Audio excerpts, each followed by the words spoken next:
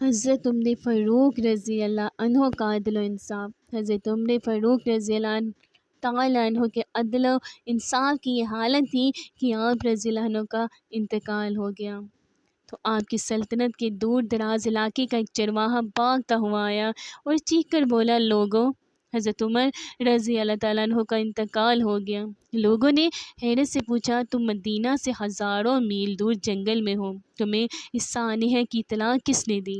چرواہا بولا، جب تک حضرت عمر فاروق رضی اللہ تعالیٰ عنہ زندہ تھے میری بھیڑیں جنگل میں بے خوف پھرا کرتی تھی اور کوئی درندہ ان کی طرف آنکھ اٹھا کر نہیں دیکھتا تھا، لیکن آج پہلی بار ایک بیڑیا میری بھیڑ کا بچہ اٹھا کر لے گیا۔ میں نے بیڑیے کی جرت سے جان لیا کہ آج دنیا میں حضرت عمر فاروق رضی اللہ تعالیٰ عنہ موجود نہیں ہیں۔